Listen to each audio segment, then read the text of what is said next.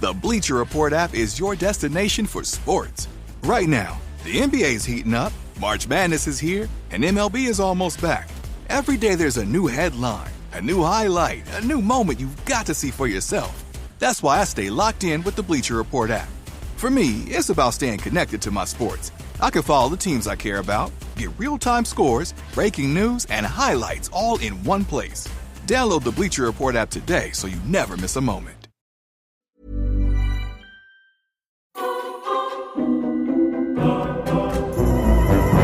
Welcome to Movie Oubliette, the film review podcast for movies that most people have mercifully forgotten. I'm Dan. And I'm Conrad, and in each episode, we drag a forsaken film out of the oubliette, Discuss it and judge it to decide whether it should be set free or whether it should be thrown back and consigned to oblivion forever.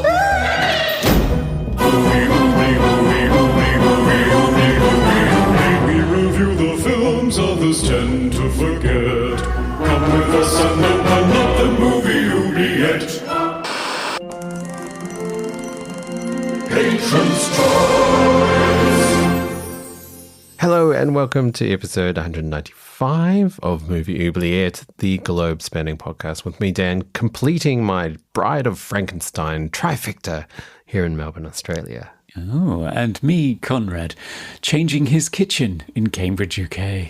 Ooh. In this podcast, we discuss horror, sci-fi, and fantasy movies you'd long forgotten about because we love being hypnotized, disturbed by weird murders, and confused by movie endings we didn't see coming. Hello, Conrad. Hello, Dan. How are you doing? Yeah, not too bad. I finally saw The Bride because we had watched yes. the 80s The Bride and the original Bride of Frankenstein for our minisode. So yes, I had to complete the three and watch the most recent The Bride. Have you seen it yet? Maggie Gyllenhaal with Jessie Buckley.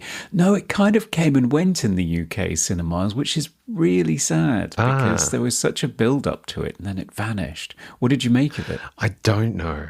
I'm undecided. It's quite rough around the edges, I think. It's not a perfect movie. There's some really great stuff in it, and there's some kind of questionable things in it. Like, it feels messy as a film. And some of the performances, I think Christian Bale overdoes it.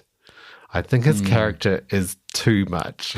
Right, okay. Jessie Buckley is amazing, though. She is incredible. I'm not surprised about Jessie because, of course, she is now Oscar-winning Jessie Buckley. Yes. Which I was very pleased to see. I think she very much deserves it. Yeah, the one review that I saw of the film described it as a hot mess, but in a positive way. It's really exciting and vibrant and fascinating, but it is a mess. Like, it feels like you're just getting slapped around for like an hour and a half or whatever, however long it is. And I do think this Halloween people are going to be dressing up as the bride because her look is very, very iconic. Like, they got that right. Yeah, it's stylish. I'm looking forward to checking it out when it hits streamers, but it's just vanished here far too quickly, unfortunately. Okay. Yeah. Well, anyway, how's your kitchen? Well, I gave my kitchen a makeover because when I moved into my house, my kitchen counters are brown. Oh, yes. I don't like brown. It's very expensive marble as well, I was told.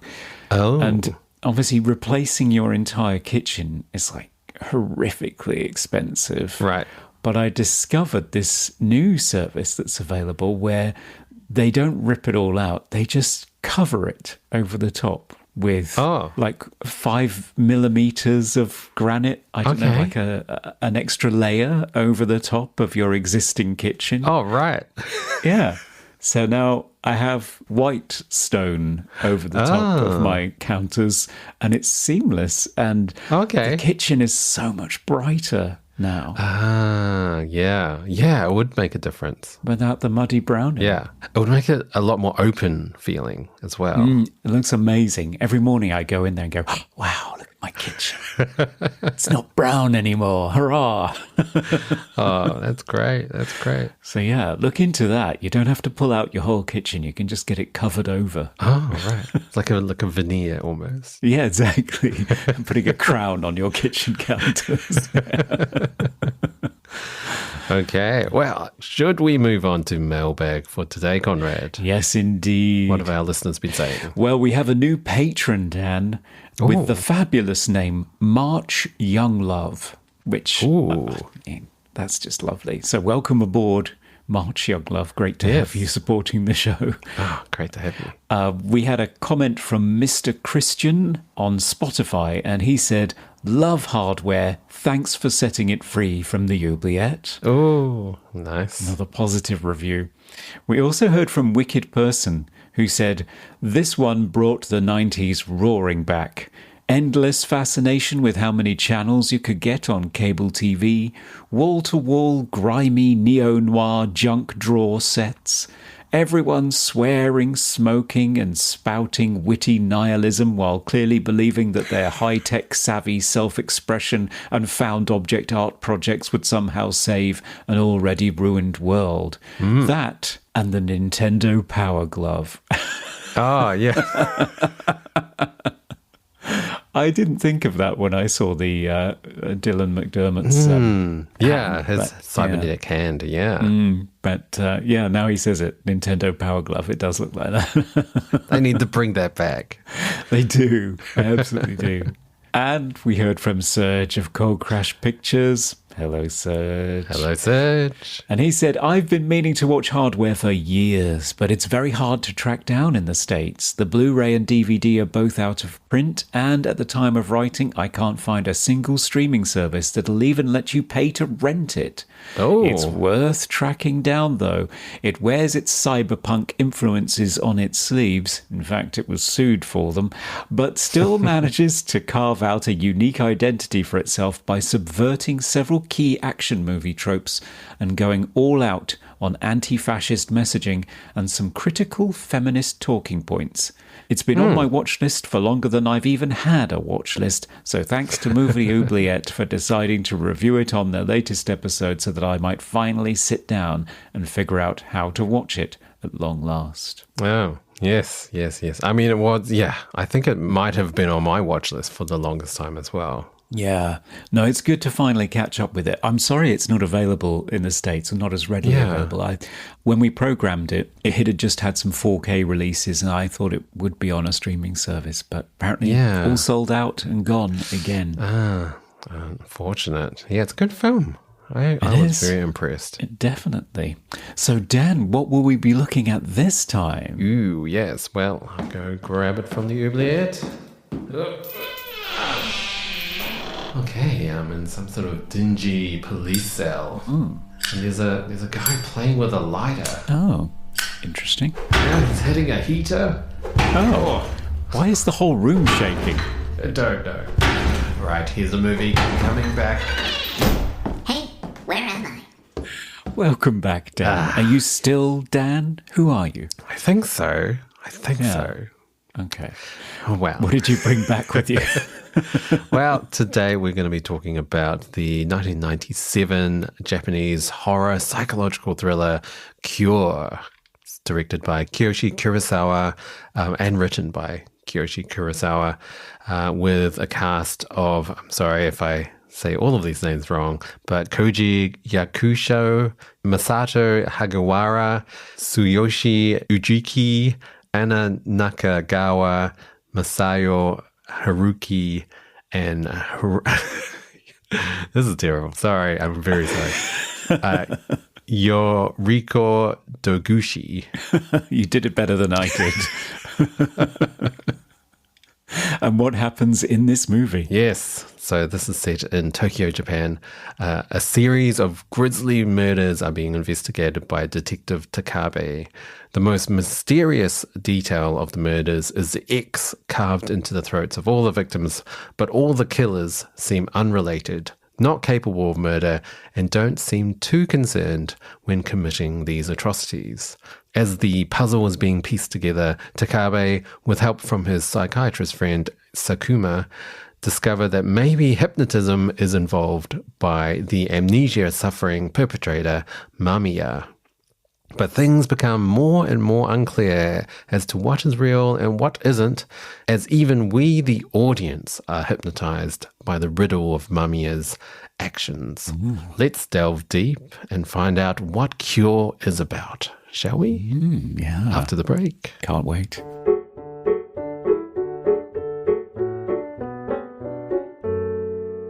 And we're back to talk about Cure, Kiyoshi Kurosawa's 1997 psychological horror thriller, which was nominated for us by one of our patrons, Keeper Anthony. Thank you for that. Yes, this is a Patron's Choice episode. I had not seen this movie. Had you, Conrad? I had not, so that also makes it a... double blind. So many jingles. Yes. So, this movie has been on my watch list, as many other movies seem to be, for quite a while. I think when I was back in audio school, when I was studying audio engineering, oh my goodness, one of my friends used to be obsessed with this director, Kiyoshi Kurosawa, and would recommend his other film, Pulse, Tokyo Sonata, and Cure.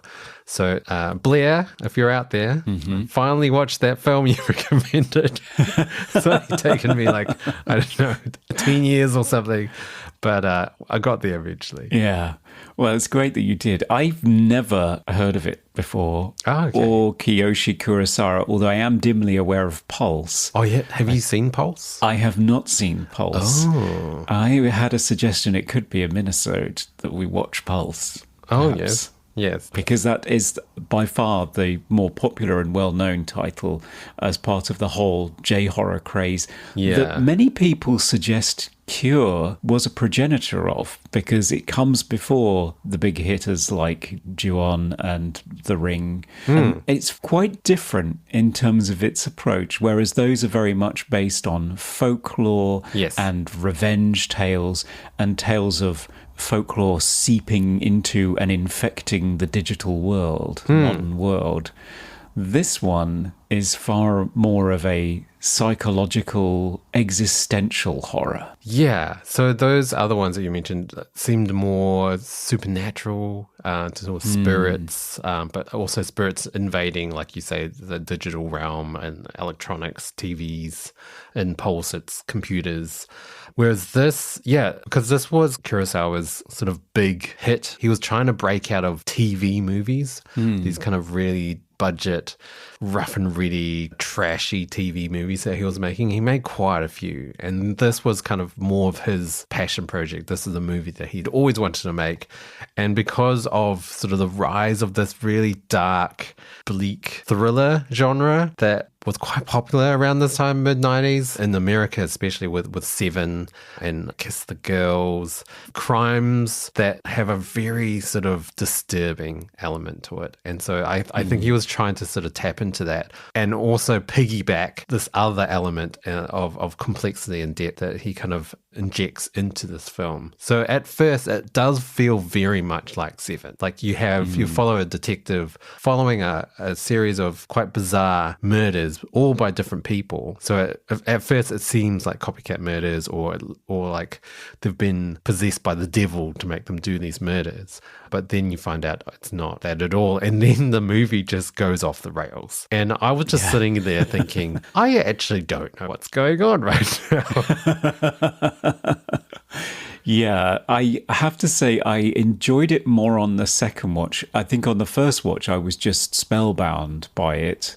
And then on the second watch I thought, okay, I'm starting to get more of a sense of what's happening here. So I'm able to deepen my appreciation of it rather than just be completely stunned. Yes. Because it is stunning. Yeah, I was very confused after the first watch. I didn't get the ending at all. I didn't really get that final third act at all. Like a lot of things were just happening and I was just questioning, is this real? Is this actually happening? Is this a dream? It's like I just wasn't sure. And then that final scene, which we'll talk about a bit later, but it was just so abrupt. And then the credits started and I thought, that's not the ending I was expecting. And that does not resolve anything for me. I'm just more confused. And so I researched this film after, and there are so many film analyses of this movie. Like this has been a talking point with film critics and people that study film for decades. It's such an enigma of a film, and it is dense. There is so much care and thought and detail in this movie, beyond any movie I don't think that I've ever seen. There's a lot. And the more you watch it, the more you realize, oh my God, that is on purpose. This is here on purpose. This is shot like this on purpose. Everything is deliberate, and it's quite astonishing how much he packed into this. What seems like just quite a generic detective sort of murder mystery at the start. But it just, it really flies off the handle in the third act. Like it definitely departs from reality. It challenges it in a lot of ways. Yes. It challenges the tropes of the police procedural thriller as well. You're right about the intentionality of it and the command of the director, the writer-director, over the style and the content of the film, the mise en scène, the lighting, the editing style, the way that scenes are shot. It's all very, very deliberate. Yeah. And so it's won a lot of praise. Bong Joon-ho has counted it amongst his top 10 favourite films. I think Ari Aster has said there's an argument that this is one of the greatest films ever made, if not the greatest film ever made. He of Hereditary. It may have disappeared. I mean, I genuinely was not aware of it. It was a bit of a festival darling. It did get a theatrical release. It did not make particularly a big splash in Western countries. And it's quite hard to find. I mean, it's available now in physical media in 4K via Masters of Cinema in the UK and I think Criterion in the US. So I think it might be on the Criterion channel if you want to stream it, as well as other places. So it's quite hard to find as well. It's not like Ring, which gets re-released and appears on streaming channels quite regularly. Yes. In terms of where it comes from, it reminded me of, not at all in terms of tone and style, but The Happiness of the Katakuris, which we did. It's set in the same sort of era, which is during a period of malaise in Japan, the lost decade, when there was a significant economic depression and stagnation. Lots of people lost their jobs. There was a sense of a lack of optimism about the future. And also, quite notably, it happened immediately after a famous terrorist attack on the Tokyo subway, the sarin attack by a religious doomsday cult. Yes. They had to rename the movie as a result of that. The original name was Evangelist, and they had to rename it to Cure instead to try not to have any association with what happened. Yeah, they didn't want to have any sense that this is a religious cult or a doctrine, but it does emerge in that era, and so the whole film is imbued with this sense of, very similar to Seven, just sort of post-industrial grime, all of these underpopulated, rainy, grey landscapes full of abandoned industrial warehouses and stained concrete. This is not really Tokyo at its best. Don't expect to watch this and get a strong urge to visit. It looks really dour as a setting. And our main character, Takabe, is coping not only with being a detective who's dealing with ugly crimes all of the time. I was almost waiting for him to say that he's 2 weeks from retirement or something like Morgan Freeman in Seven. He very much feels like that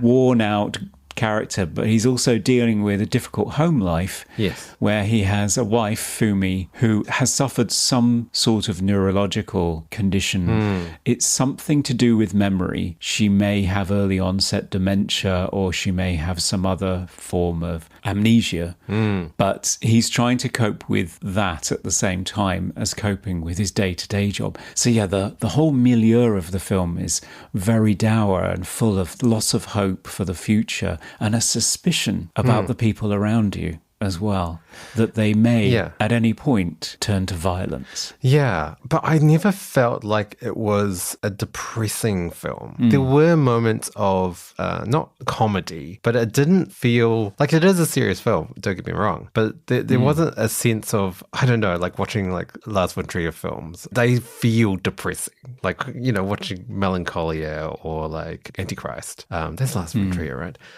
They just feel like this director's depressed. But this doesn't. Like, even though you how you described it does sound bleak and depressing, which it is as well, at the same time, it's very ordinary. It portrays life in Tokyo to be quite ordinary, but not satire territory, not like pushing it so that people look like zombies. Like it's still kind of a accurate portrayal of daily life in Japan or Tokyo. I don't know. It's subtle. I think it's very subtle. You don't feel like everyone's just going through the motions and they're just zombies doing their job and living through every day to day. But there are moments where you think, what just happened there? Like, why did that character act like that? Yeah. And he's kind of playing with this idea of like all of these murders that happen are just normal people that you would never think could murder a person. And he's playing with this idea of like everyone has this kind of underlying sort of resentment to their life or their loved ones or the people they work with, and that can sort of propel them to murder someone. And it's really, really interesting because it's very, very subtle. It doesn't feel Hollywood in any way. The murders themselves are quite mundane, almost. Like there's no scary music or anything. Often it's quite an ordinary looking scene, like the police murder. You've got this older policeman and a younger policeman, and the older policeman, you find out he doesn't really get along. It's just like a little bit of not getting along. Like he just thinks, oh, the other one's a bit of a killjoy. He's too by the book. He won't let Mamiya smoke inside, kind of thing. He won't have a cigarette because he's on duty. And so, yeah, you have this murder scene where it's very ordinary. They're just outside getting ready for the day, and then he pulls out his gun and he shoots him. And it's like quite shocking in how ordinary it looks because there's no quick cuts or anything. There's no music. It's just birds in the background, and it's just one static wide shot, and you see everything. It's like kind of disturbing in how ordinary it is. It is, and it's very well executed because the guy just hits the deck, and then this puddle of blood just slowly grows around him, which I imagine is all practical on set. And the guy that's just shot his partner just goes about the rest of his morning as if he's done nothing. And that static shot approach. So I've read various accounts that say because Kurosawa came from, by the way, he's in no relation to Akira Kurosawa. It's just a coincidence. I did look it up. He came from V cinema, so direct-to-video live-action films. And most of those were police procedurals and Yakuza films, things like this.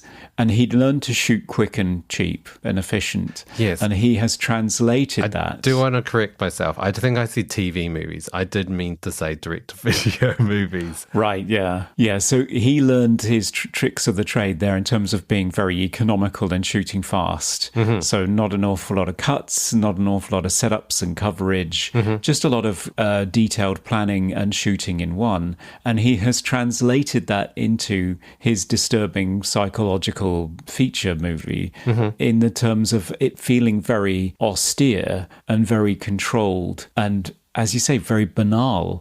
Yes, there's a lot of static shots. There's a lot of horizontal movement as well, which I noticed, where it's completely horizontal. The beach scene, the scene in the hospital with that elementary teacher that has just killed his wife. Yeah. Like, everything feels very horizontal.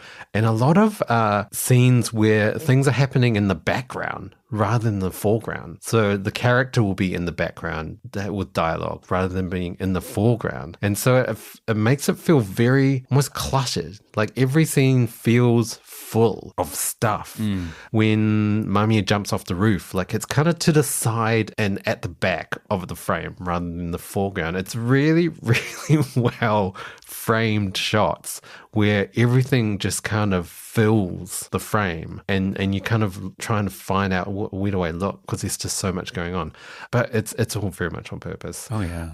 I love the way that Kim Newman, the British genre commentator and critic who describes him as a scary Yatsuhiro Ozu. Okay. Ozu being a filmmaker that I studied at university. Okay. He did a lot of these very heartwarming dramas. Tokyo Story is probably the most famous one. Okay. And he does keep the camera still. He barely ever moves it. It's always waist high. And it means that all of the drama, the emotion of the scene is all the more impactful because it's not being presented in a dynamic or heightened way. Yes. And this movie does the same thing.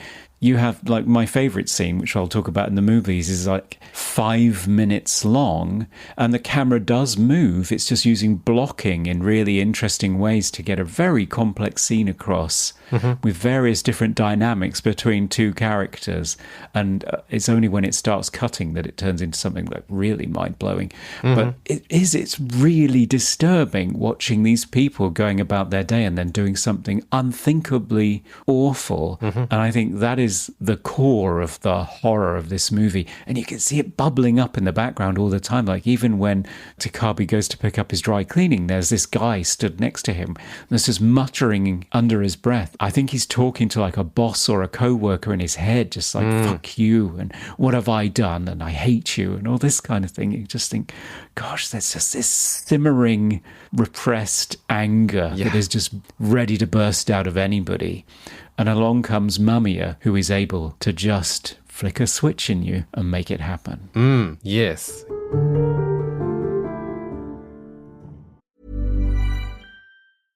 We all prefer things a certain way, like groceries. If you want groceries just how you like them, you gotta try Instacart. They have a new preference picker that lets you pick how ripe or unripe you want your bananas. Shoppers can see your preferences up front, helping guide their choices. Because when it comes to groceries, the details matter. Instacart. Get groceries just how you like. Mamiya is such an interesting character because you would normally think, hey, he's a killer, he's in control. Like you would think someone like Hannibal Lecter. He's a bit crazy, but he's in control. He's educated. Whereas Mamiya just doesn't. It's almost like he doesn't seem present in any scene. Like he doesn't know who he is. He doesn't know where he's come from. He keeps asking like, "Who are you? Like, why am I here? Like, who's this?" Like he just feels frustrating to sort of deal with. And yeah, Takabe loses his temper with him all the time because he's just like, I just want to ask questions and for you to answer the questions, but he never does. He always answers a question with another question. And it's really infuriating, but it's fascinating as this kind of antagonist for the film. He's simultaneously incredibly frustrating, but also quite cool and funny. Like you say, it isn't a completely dour film. He is quite wry and critical of people in his own way.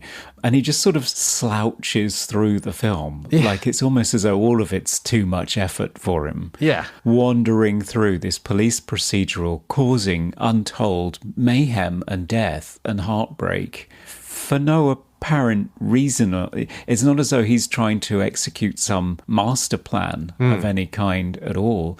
It's just that wherever he goes, he asks everybody these questions that sort of kick off an existential crisis or a sense of epistemological uncertainty, like it's impossible to know anything. And seems to even be frustrating the genre because you're expecting from all of these films, ever since Silence of the Lambs had established that, you know, you had the FBI behavioral unit, killers can be broken down into a system and recorded and predicted and understood, and we can figure this out. And the movies are sort of structured in that way as well. If we can just figure out what the next 7 deadly sin is going to be and why he's doing it, then we'll be able to catch him.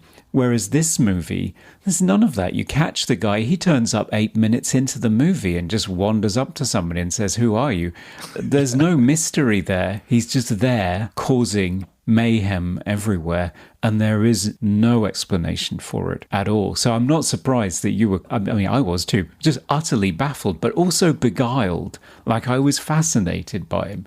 It's a great performance and great casting because there's something about his non-presence that is equally draws you in. You're drawn into this void of a character. Yeah, I mean, I read a really great film analysis about this film on Film Colossus, written by Chris Lambert. So thank you, Chris, for writing such a detailed analysis. It's good. But he goes on to say that he kind of groups sort of society and all the other characters as kind of this collectivism, like this kind of conforming to how you're supposed to act and how you're supposed to live live your life, you have to have a job, you have to have a wife and a family, and this is the expectation. And that's very much so, especially in Japan. Like there is this kind of expectation. This is the norm, stick to it. And Mamiya represents this kind of individualism, like he's separate from the collective, and he doesn't seem to have a job, he has no direction, he doesn't even know who he is, he doesn't know his name, he is separate from the norm, and that is chaos to everyone. Like people just don't get it. Like, what do you mean you don't know who you are? Why are you asking me all these questions? Why can't you answer me properly? And it's this idea of like being completely different from society and not being able to fathom that as a character or as a person, and that's why he causes so much mayhem.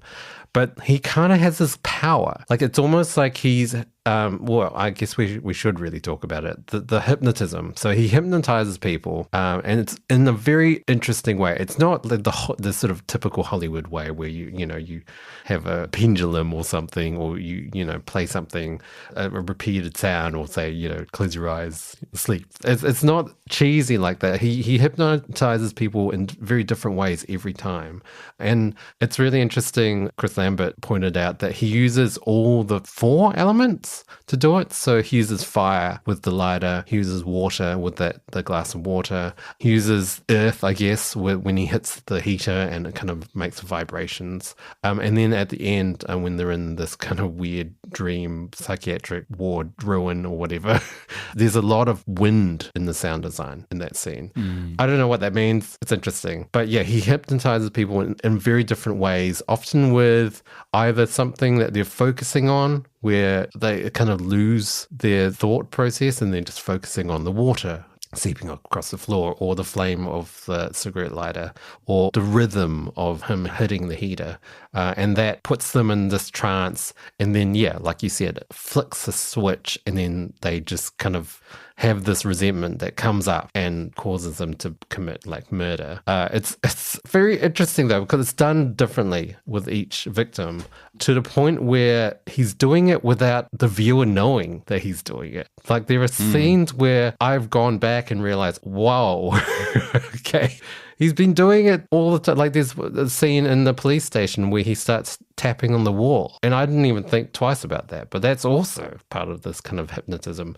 And you do notice throughout the entire film, sound design is very, very immaculately constructed for this film. There's barely any music. It's a lot of drones, whether it's drones with some musical drones, but often it'll be at the beach. It's just the waves, or there's traffic, or the washing machine. There's just drones going throughout the entire movie, all rhythms, all blinking lights. I noticed that. There are lots and lots of blinking lights, and all of those represent hypnotism, I'm guessing. Yeah. So yeah, there's the railway crossing lights. There's a close-up of the radio receiver at the police box with the light blinking there. There's a scene with Takabe on the roof looking at the cityscape, and there's blinking lights in the sort of background. It's just amazing, like how it's been constructed.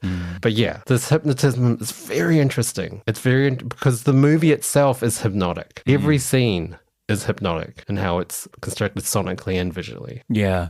If you watch it late at night with headphones on, it's almost like ASMR in some scenes. The sound design is so deliberate, and there are just little simple things of just touches, gestures, tapping, and so on. So it does key into that subconscious part of your mind and sort of trigger you a little bit. And the sense that in and of itself could unlock something within you that would make you capable of unspeakable acts of horror is deeply disturbing. It taps into the sociological concerns of the time, the anxieties of the time, especially after this terrorist attack. Just the idea that violence could be contagious and that it can be anyone if they come under the influence of some outside force. And it feels very relevant now when you realize that our sense of monoculture has completely broken down and everybody has a different understanding of reality because they're all consuming a different algorithmically curated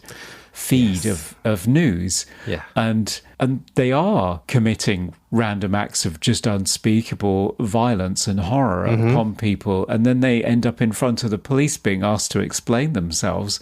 And they just unspool this completely unrecognizable reality that nobody can understand.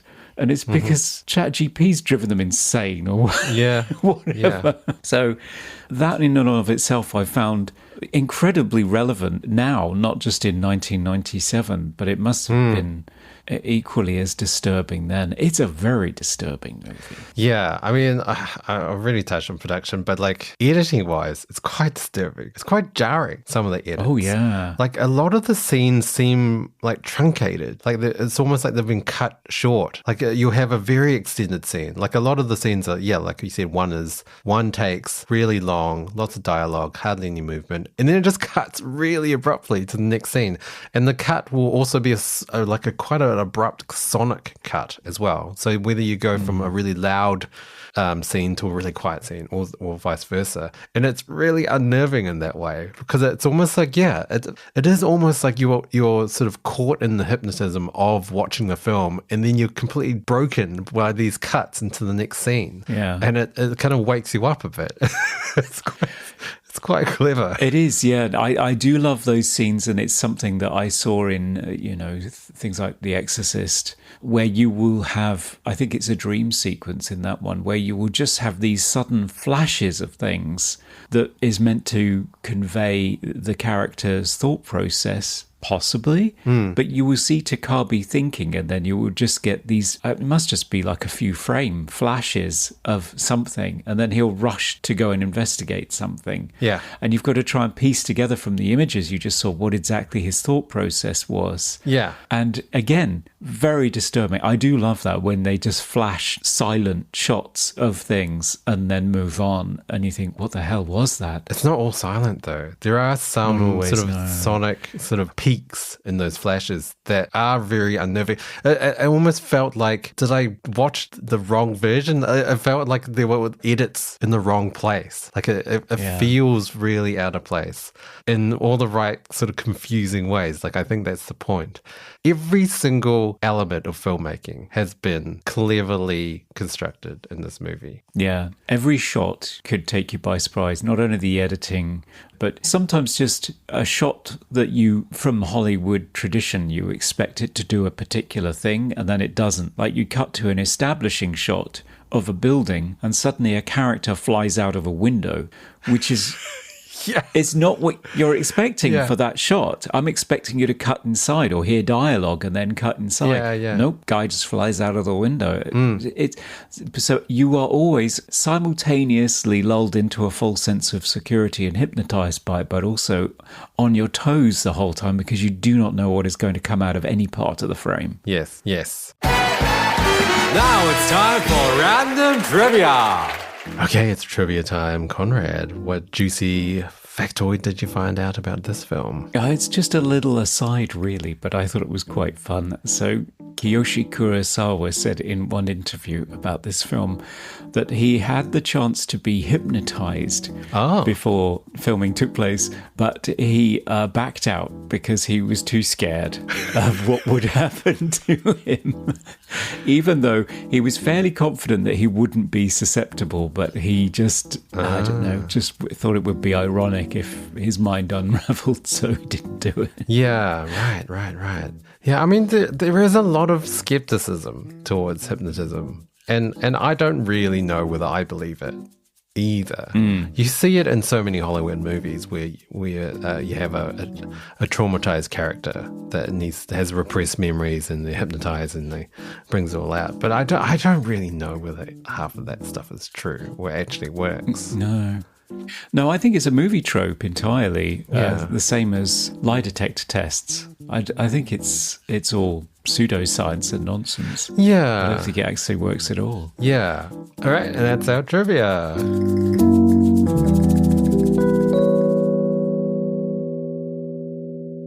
sort of go more into depth of the sort of hypnotism powers that Mamiya has. So we find out that he is in control. Like there is that scene with him and the doctor, and he does feel very in control. Like he knows that he is hypnotizing her, and he's making these steps to do that.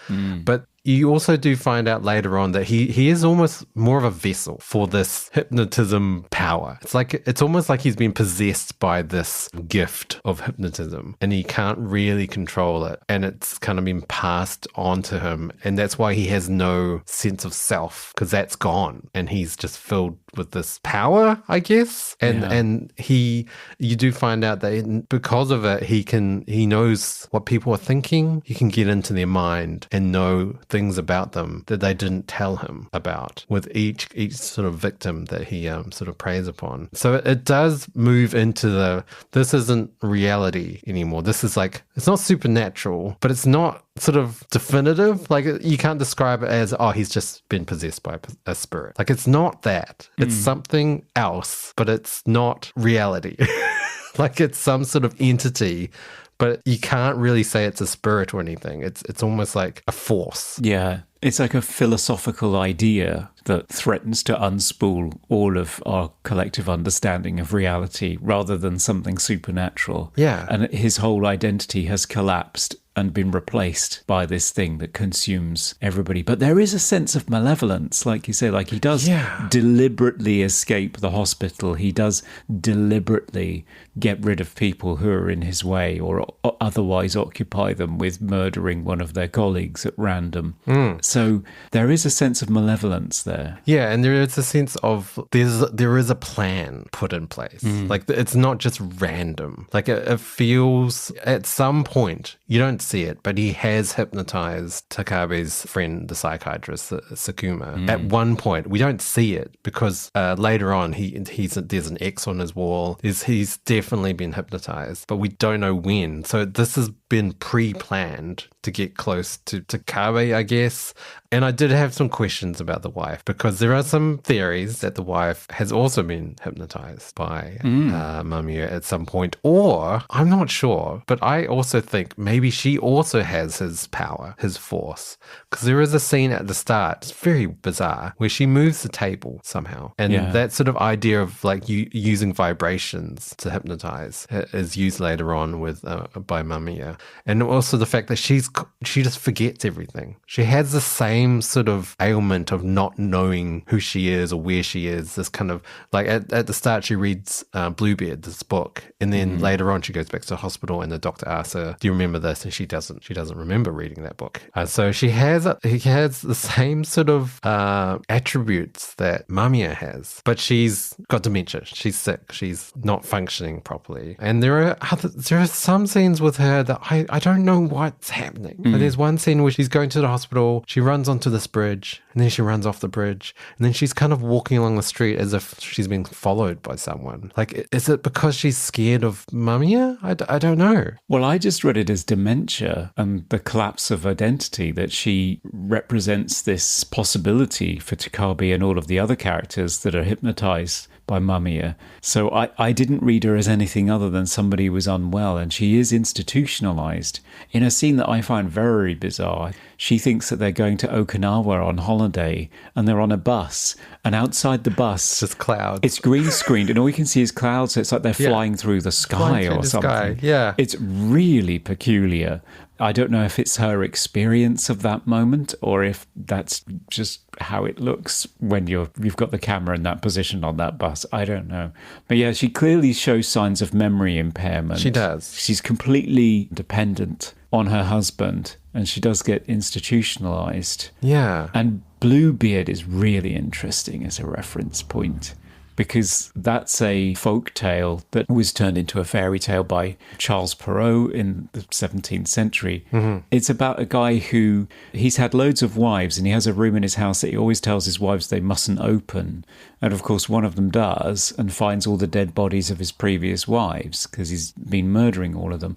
You know, it's a cautionary tale about forbidden knowledge and opening the door to this room is a moral transgression. Sure. So that's the moral of the tale. In the context of the cure, though, the idea is not that you make a conscious decision to open the door and therefore you're punished by it. The story is that door is inside all of us, and it can be opened against our will and unleash all hell. Yeah. But yeah, it's interesting that that is there, because it is very much a story about forbidden knowledge. Yes. And the danger lurking beneath the surface of a normal marriage, and a nice man is actually a serial killer that's been murdering his wives. So thematically, it's very relevant. But yeah, the wife, I don't know. I just read her as an unwell woman, and she was thematically relevant in the sense that she lost her identity and lost her memory. Yeah, I don't know. I feel like because she has similar attributes that Mamiya has, so I'm not sure. I think there's a lot of ambiguity. I love the line when Mamiya says to Takabe, I can forgive her, but not you. And it's almost as like, you're right, he maybe feels a kindred spirit with her. So maybe she is the same as Mamiya. Yeah. Maybe you're right. Yeah. It's something about... So Mamiya got this force power because he got obsessed with this idea of hypnotism, and Franz Mesmer, the scientist that sort of coined or discovered, I guess, the idea of hypnotism. And so he kind of gets lost in that sort of rabbit hole of researching that, and then comes across some Japanese hypnotist, and then somehow gets the power. But he is like the right sort of vessel for that power, and he does find out that Takabe is also the right vessel for the power, because he says to Takabe, you're amazing. He sees potential with Takabe, and at one point they're in the police room, and there's a whole bunch of policemen interrogating, and they have a conversation, and I don't think it's happening. I don't think it's actually happening. And where Mamiya talks to him and says, you can hear my voice, can't you? And then they have, it's like, so they have this kind of psychic link, or sort of, I don't know. Or is it? Telepathic link. Because it's presented as though it's just a normal conversation that nobody else overhears because they're arguing. But yeah, he tells him that he's special and that he actually understands what he's saying. Yeah. And so with the final act, you have this sort of transition of power. So you have a very similar scene to 7, where Takabe does end up shooting Mamiya and killing him, and then the power's passed on to Takabe, and then you have that very chilling last scene where Takabe is just eating in the diner, and then a waitress goes and grabs a knife.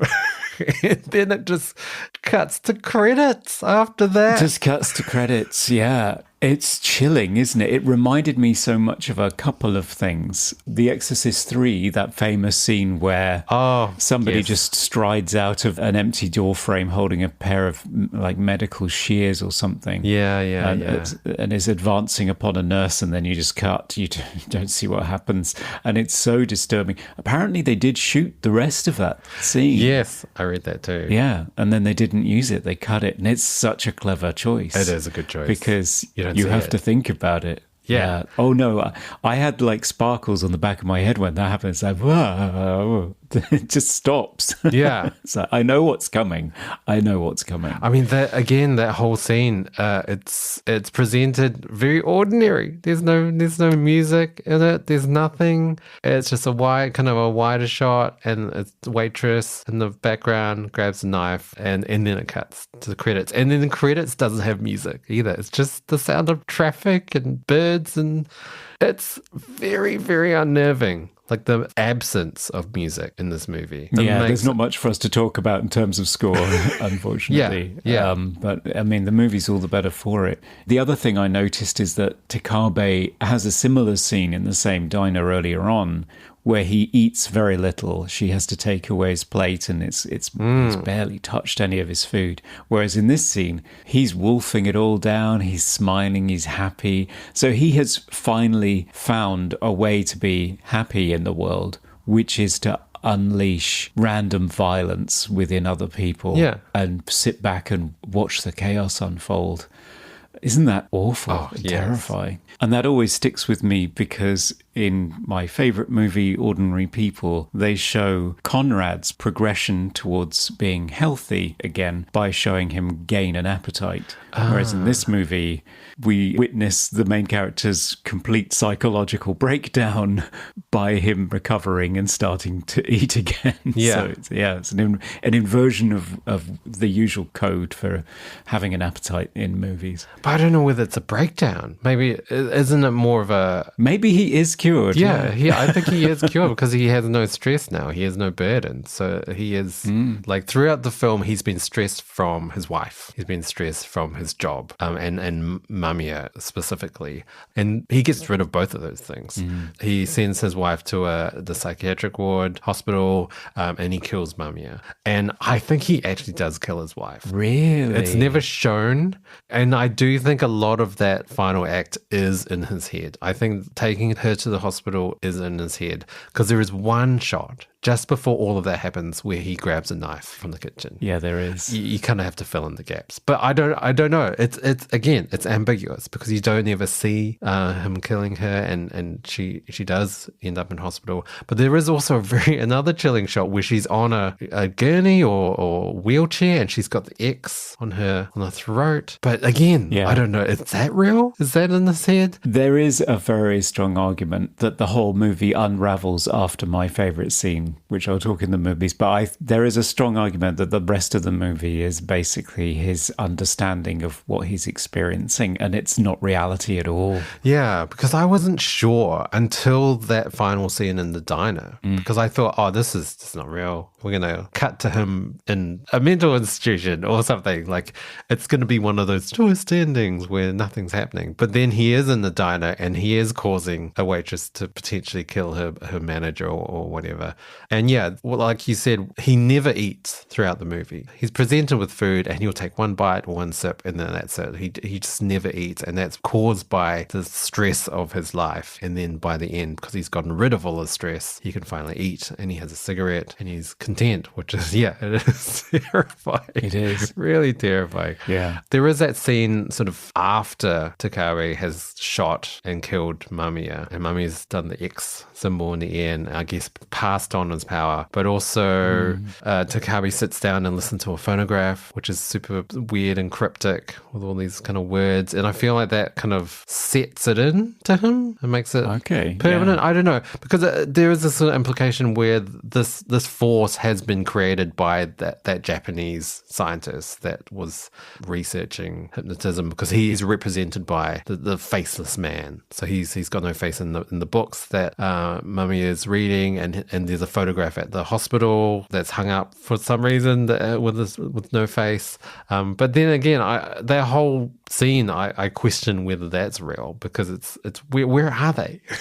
They're at some dilapidated mental hospital in the middle of nowhere. Like, is this a dream? Like, did he actually kill Mamiya, or was it just like metaphor for passing on the power? I don't know. I'm not sure. No, it's open to all interpretations, and I believe that is because it breaks down. Like you say, it goes off the rails after a key scene where I think he is hypnotized, and I think the rest of the movie is a jumble of things that he is imagining and things that are actually happening that poke through. So is his wife in an institution, or is she dead on a gurney with an X carved into her neck? Yes. Who knows? Yes. And are they really flying through the sky on a magical bus? So I don't think you can take anything that you see after that midpoint seriously. Yeah.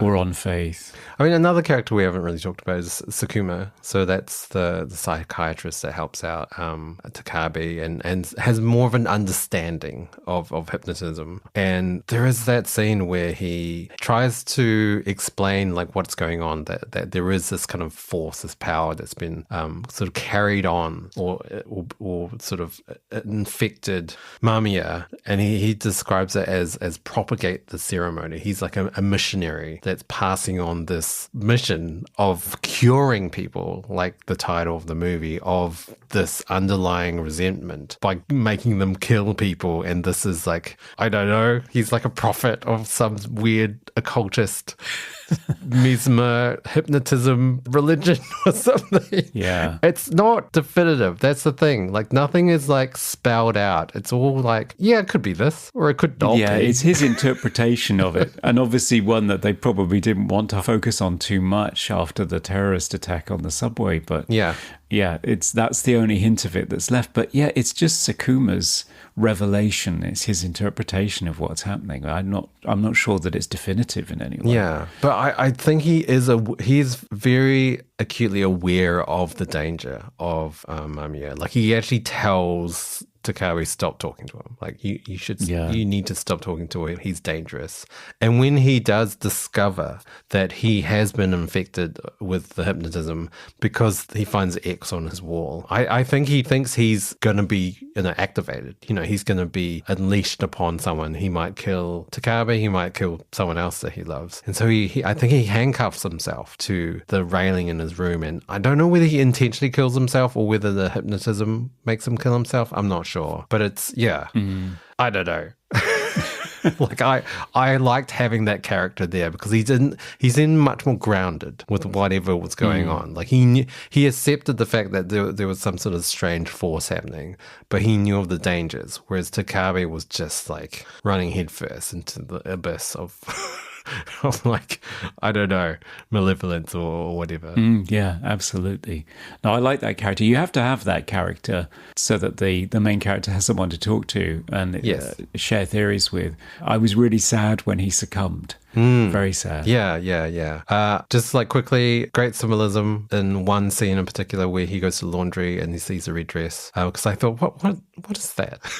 Why are we seeing this? And it's to symbolize like the impending death of a character. So you see red before something bad happens. Oh, okay. That's cunning. I did not know that. Coming to you live from the movie Oubliette Theatre, it's the prestigious Mobley Awards.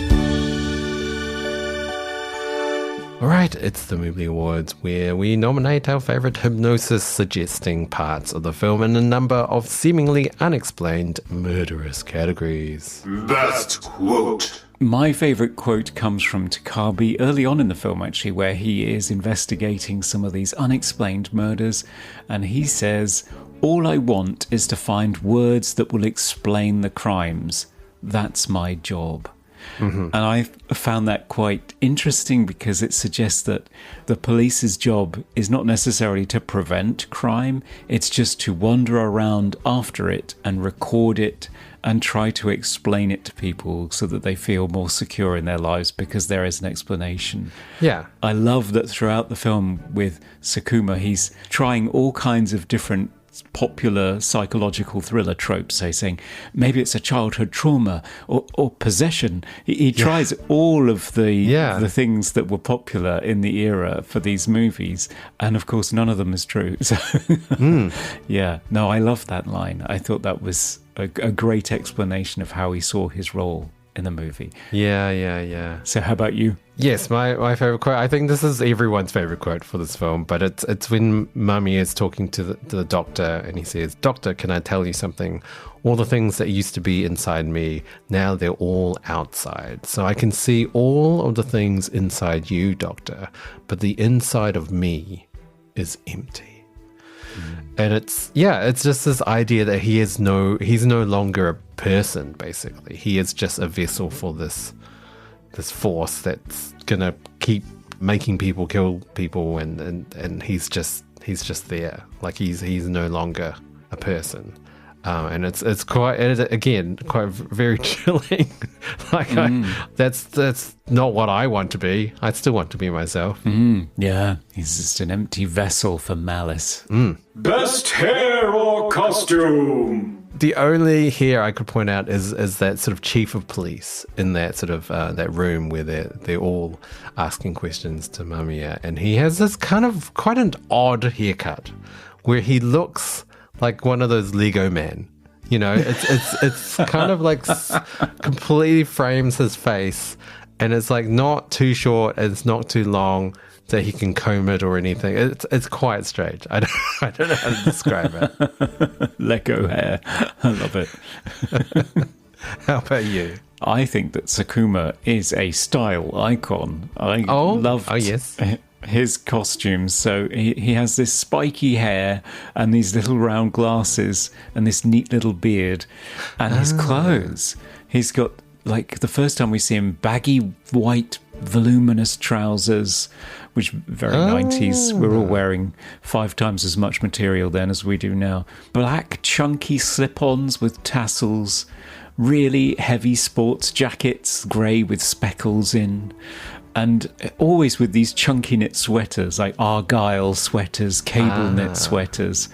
I just looked at him and thought, hey, I just want that outfit. That's great. Most 90s moment. So I've hinted at it already, but I think the serial killer boom is the most 90s thing about this movie. Yes. Ever since Silence of the Lambs swept the Oscars in 1991, we had the pseudo-documentary Man Bites Dog, Bonnie and Clyde on the Run type of films like California and Natural Born Killers, Seven, of course, which is just iconic and introduced the world to David Fincher. Copycat in 95 with Sigourney Weaver and Holly Hunter, a personal favourite of mine. Kiss the Girls, which you mentioned, and the ultimate peak of it all, The Talented Mr. Ripley in 1999, where it becomes respectable, like a costume drama.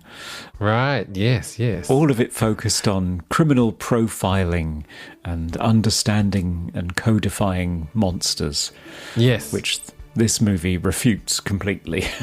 Yes. I feel like this movie kind of sets it up to be exactly that and then just dismantles it. Yes, it does. One piece at a time. And you've got a central character that's really annoyed because it's not going to plan. Yeah. Favorite scene? So my favorite scene is the scene of Takabe interrogating Mamiya in his cell. And it's like 5 minutes of one continuous shot. It's genius in terms of blocking. There are just 2 spaces, the main part of the cell, which is completely in gloom, and one which is like the bathroom, which seems to have some sort of dim golden light in it. And they're just moving around, questioning. Takabe gets angry. At one point, he tries to use the lighter on Mamiya. Then the scene starts to cut, and the sequence of images are just sublime. He puts the lighter on the table, then you get this upward shot looking up at his chin, and you can see sparkles on the ceiling because it's raining outside and the water is starting to seep in, and the light level in the room dims down, the water starts to drip. Yeah. And then it's so creepy. And it turns into like this black sooty water that puddles on the floor and starts moving towards his foot. And I just thought, okay, he's gone. He's completely hypnotized at this point. And then it just cuts. Like you said, these abrupt cuts. Yeah. And you can see Mamiya is on the floor in the cell behind him, but I do not know what happened. There's just this loud noise, and all of a sudden Mamiya is laid out and this guy's leaving in a hurry. And I don't believe anything that happens in the movie after that point. I don't know what's happening and whether it's what he's experiencing or this is objectively true. But that scene is so arresting. Yeah. So arresting. Yes. And when the lighting dims, it feels almost like otherworldly. Yeah. Like it's hard to describe. It is. Yeah. Well, my favorite scene, I don't know whether it's really my favorite, but it's the most horrifying scene to me is, so you have Takabe in the car and he suddenly has all these thoughts and you have the quick cuts and we talked about it and it's very unsettling, and then he realizes he has to go home, he has to see his wife, and he walks into his apartment and he sees her hanging from the ceiling. She's hung herself and it's just horrifying, and Takabe just breaks down on the floor and he screams, but no, there's no sound coming from his mouth. It's just like this kind of anguished gasp almost, and then it just cuts and she's fine and she's just bending down over him asking, oh, what's wrong, and she's making a smoothie or something. There's a blender in the background and it's just like, what? How could you? Like, I feel like I've just been put through all this trauma for nothing. I know. It's like, it's so unsettling, the entire scene. Yeah, it's really disturbing. Yeah. Most cliche moment. The exhausted detective with a terrible work-life balance. I think that's yes. Yeah, well-worn cliche in these movies. I've written that as well, but I think it's set up like that, but then there's a lot more depth. Yeah, it's subverted as well at the end. And patterned murders with a signature. Quite literally, X marks the spot on this one. I think it's set up like this is just a normal, everyday American Hollywood movie where you have like a signature kills. But then, no, it doesn't. It's not that at all. It's not the same person. And the X has some other significance that's even more dangerous than you think. Yeah. Best special effect. Well, I suspect you might pick the same one, but there is, as you said, there are only a few moments of complete horror or gore in the movie. And one of them is when you just discover that the doctor, after she's been hypnotized in that great hypnotism scene, yes, is just quietly going about the business of removing the face of another man in the gents' toilet, which was just this moment of it, and she just looks so impassive and matter-of-fact about it while she's doing it. So it's so shocking. And again, no stingers. No, that's exactly the same one I picked as well, because it's just super gruesome. Yeah. Favorite sound effect. I don't have a specific sound effect. It's just the general approach to sound design in this movie is just magical for a sound designer. Just the amount of drones, the amount of sort of rhythmic sort of soundscapes that have been laid out. Like even the beach scene, like it doesn't sound quite like the waves. It has a much more boomy quality to it. It sounds eerie. But yeah, just the general approach to these kind of drones throughout the movie is really, really good. Yeah, it is. So I'm going to pick out one in particular that I liked, which was the ever-present rumbling of the washing machine in Takabe's apartment. Yes. And you learn, because it's a repeating motif, that he comes home, this washing machine is rumbling away, and he goes and switches it off. You learn later that his wife is going and turning it on. Yes. And obviously, because she's confused and doesn't really know what she's doing, but has got these set patterns that she's doing all of the time, and he's fighting against it. So it's symbolic of that. But it gives all of his domestic scenes this sort of rumbling David Lynch style, musique concrète style background to them that is, again, I don't know, it hints towards some sort of rumbling horror lurking beneath what would otherwise be a very normal setting or a normal scene. Yes. And it just puts me on edge. I don't know why. Yeah. Most funniest moment. I liked that weird interrogation scene that you've mentioned in front of, like, all of the police chiefs or something. I don't know why he's put in a room, Mamiya and Takabe, to face all of these people. But at one point, Mamiya turns to Takabe and says, "Is that your boss? That must be a drag."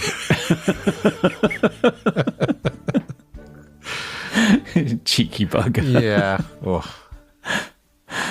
Yeah, I love it. Funniest moment for me, this is complete unintentional and just more of a, I just thought of another movie. So it's it's at the start of the movie, after the first murder scene, and then you have a close-up of a car siren light, and all I could think of is the opening of Naked Gun. Seeing that siren and seeing how it drives through impossible situations like restaurants and movie theaters and stuff, and you're just watching this like revolving siren light, and yeah, that's what I thought about in this movie. Obviously not a reference, surely, to Naked Gun. No. But, yeah, unintentionally funny. I'm sure Kurosawa did not deign you to be thinking about Frank Drebin and his terrible driving. Okay. All right. And that's our Mobley Awards. Oh, yes. Hi, this is Vincenzo Natali. I'm the director of Cube and Splice, and you're listening to Movie Oubliette. Oh yes, it's final verdict time. Should Kiyoshi Kurosawa's Cure be released from its Oubliette cell to continue as a missionary spreading the cure to all its idolizing fans, or should it be hypnotized into walking off the edge of the abyss and plummet down into the eternal darkness of the Oubliette, lost forever? Conrad, this was brought to us by Keeper Anthony. Thank you for that. What is your final verdict for it, Conrad? Well, I don't think it'll surprise people that I was absolutely entranced, hypnotized by this movie. Yes. I have no previous experience of this director's work, but I was a huge fan of the whole J-horror phenomenon when it arrived, and this one feels like a fascinating progenitor that is probably a hell of a lot more interesting than those because, as you said, of all of the layers.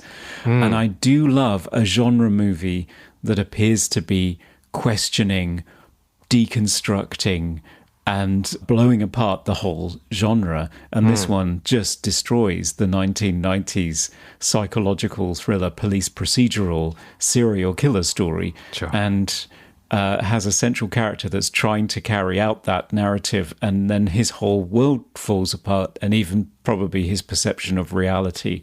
And I do love a movie where the central character's perception of reality falls apart. I don't know why, it's just catnip for me. It's beautifully shot, so deliberately paced, so deliberately edited. I was fortunate enough to watch it on 4K. It looks glorious. The central performances are incredible. There are some really standout scenes. Kōji Yakusho goes through a whole range of emotions as the central character, and Tsuyoshi Ujiki is just deeply disturbing, slouching around, questioning your identity. I was fascinated by it, completely drawn in. I enjoyed it even more watching it a second time. I'm sure I'll watch it more. I think it is, I agree with Ari Aster. I mean, this is just a remarkable piece of work, and I want to see more of this director's films. But yes. I do have to say, though, if you're not into slower movies, this might not work for you. It might be a bit too cerebral for people, or a bit too unsettling. But if you're willing to key into its vibe, then I think you'll get a lot out of it. Yeah. But yeah, I'd set it free. I mean, it's a masterpiece. It's clearly a masterpiece. Yeah. I mean, right off the bat, yes, I agree with all of that. And I'll definitely set it free. I do have to say, I don't think anyone would like this on a first watch. I don't think I enjoyed it on a first watch. I think this is a repeat watch movie to just absorb its sort of density of like material and themes and even production value of everything that's going on, editing, sound design, lighting. It's just perfection. Like, I'm sure this is just a filmmaker's wet dream. Like, I'm sure there are film students out there that this is their favorite film, because it is just, like you said, a masterpiece. But you have to watch it more than once. I stand by that. I'm pretty sure anyone that just watches this movie just doesn't get it. Yeah. I didn't get it. I did not understand what on earth happened in that last act.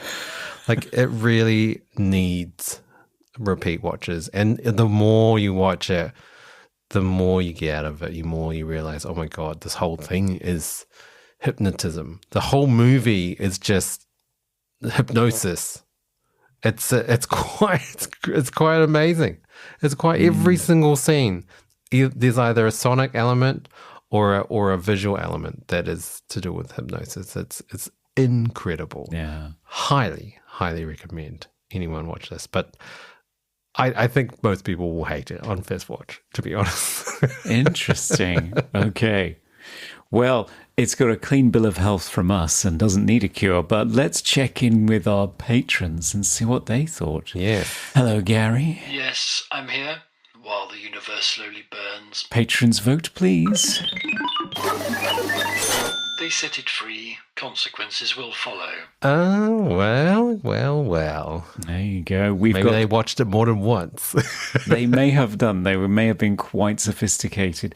So Keeper Anthony, who nominated this film, said, yes. This psychological horror sticks with you long after the movie is over. The last shot of the movie had me thinking about it days later. It's a simple shot, but it leaves you with the question on if it cuts away right before a murder or if it could be nothing. I say, let it go. Let the cure spread across the people. Oof. This is terrifying. It is. A Surge of Cold Crash Pictures says, we had a whole week dedicated to Japanese horror in film school, and I am screaming, crying, throwing up, etc., that they never even mentioned this film. More people need to see it, not just neglected film school graduates with subpar curricula.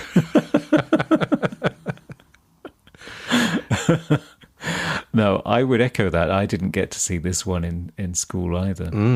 And finally, Jasmine Santara. Yes. I think that appreciating Cure requires a lot of patience. Unfortunately, mine ran out halfway through the runtime. I am sure I am missing the wonderful things about it, but it's so overly long and slow that I feel this movie's only cure is for insomnia. I do thank it for the extra hour of shut-eye that I got last night. Oh dear. Jasmine, I think you should persevere. I think you should watch it all the way through. Although, again, maybe the final act will just make you dislike it, but I don't know. Yeah, it may do its little ASMR trick on you and send you off into Sleepyland, a bus into the clouds. But yes, generally speaking, it wasn't a clean bill of health, but it did get set free. So, all right. Off you go, Cure, to question everyone's reality. Bye. Goodbye. I'm gonna kill my boss. Bye. Another one escapes us forever. Yeah. All right, Conrad, what is the next film? What are we doing? Well, you won't be with us next time, so you're on holiday, which long overdue, I'm sure, and well-deserved. So we will be joined by Melinda Mock of Retro Blasting, and she has chosen the 1992 American live-action / animated fantasy film Cool World. Ooh, I haven't seen that movie. No, me neither. It stars Kim Basinger, Gabriel Byrne and Brad Pitt, and is directed by Ralph Bakshi, the man behind the animated version of Lord of the Rings. That's right. Oh, great. Yeah, I can't wait to check it out, and I'm sure Melinda will have many fascinating things to say about it. Oh, you'll be in good hands, listeners. But if you do want to keep up to date with our releases, you can follow us on all platforms as Movie Oubliette, and you can email us at movie.oubliette@gmail.com. Yes, and if you want to support the show and nominate films like Keeper Anthony, then head on over to Patreon, where for as little as $1 you get extra extended parts of the show, but for $5 you can vote on the final verdict and nominate films. Or for $10 you can be an executive producer, like Chazilla, Isaac Sutton, Dr. Doggy, Serge, Iconographer, Ryan A. Potter, Nick Hardy, Luke R., Keeper Anthony, and Jasmine. Yes, thank you so much, everyone, for your support. And the easiest way you can support us is by giving us a rating and review on whatever platform you're listening to us. It does help us out a lot. It does, spreads the word. Okay, that's it for this episode, everyone. Goodbye. Yeah. Who are you? We